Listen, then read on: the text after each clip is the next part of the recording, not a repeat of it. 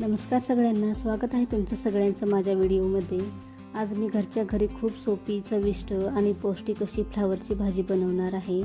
Flower म्हणजेच फुलकोबी। ही भाजी चवीला मस्त लागते आणि आरोग्यासाठीही खूप फायदेशीर आहे। घरात सहज उपलब्ध असलेल्या साहित्यांचा वापर करून फ्लावरची भाजी बनवणार आहे। तर इथे मी फ्लावर स्वच्छ धुवून घेतला आहे आणि आता त्याचे लहान लहान तुकडे करून घेते।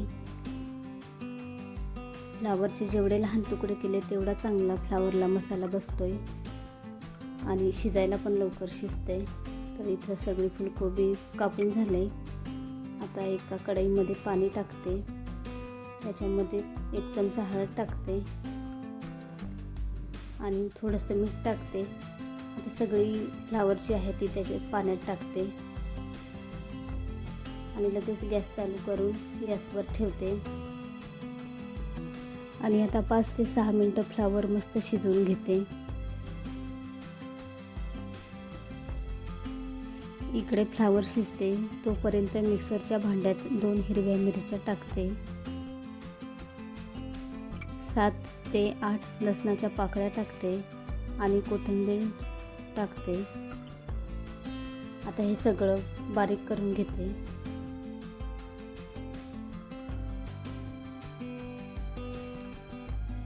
मस्त आता बारीक करून झालंय। आता 5 ते 6 मिनिटं झालेत। आता फ्लावर शिजली का ते चेक करून बघते। फ्लावर मस्त शिजले। आता गॅस बंद करते। इथे मी एका मोठ्या भांड्यामध्ये कांदा लसूण मसाला, धना पावडर, गरम मसाला, लाल तिखट पावडर, चवीनुसार मीठ टाकते आणि त्याच्यामध्ये आता मिक्सरला बारीक केलेलं वाटण टाकते।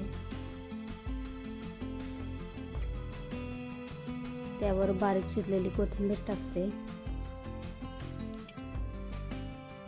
आणि थोडंसं पाणी टाकून चमच्याने सगळं मिक्स करून घेते।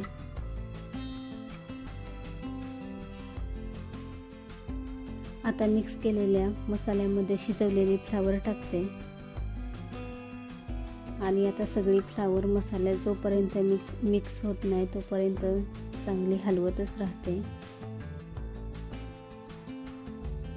आता मस्त मिक्स करून झालंय। सगळ्या फ्लावरला छान मसाला लागलाय। आता लगेच गॅस चालू करते आणि गॅसवर कढई ठेवते। कढई गरम झाले, त्याच्यामध्ये आता तेल टाकते। गरम तेलामध्ये 1 चमचा मोहरी, 1 चमचा जिरं टाकते। जिरं मोहरी मस्त तडतडून देते। लगेच त्याच्यामध्ये बारीक चिरलेला कांदा टाकते आणि फोडणीत हलवून घेते। आता बारीक चिरलेला टोमॅटो टाकते आणि तो पण चांगला कांद्यामध्ये मिक्स करून घेते। त्याच्यामध्ये कढीपत्त्याची पानं टाकते आणि ती पण हलवून घेते। फोडणी सगळं टाकून झालंय। आता त्यात फ्लावर टाकते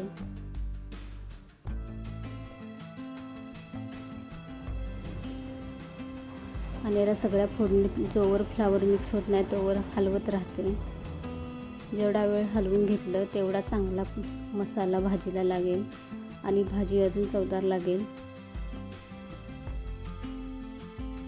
आता परत त्याच्यामध्ये बारीक चिरलेली कोथिंबीर टाकते आणि सगळी कोथिंबीर भाजीमध्ये परत हलवून घेते।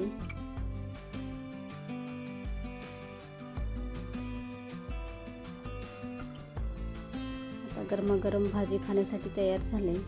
लगेच चपातीसोबत खायला काढून घेते। ही भाजी चपातीसोबतच नाही तर भातासोबत, भाकरीसोबत पण मस्त लागते। तर कसा वाटला माझा आजचा व्हिडिओ कमेंटमध्ये नक्की सांगा आणि आवडला तर लाईक करा आणि चॅनेलला सबस्क्राईब करा। थँक्यू।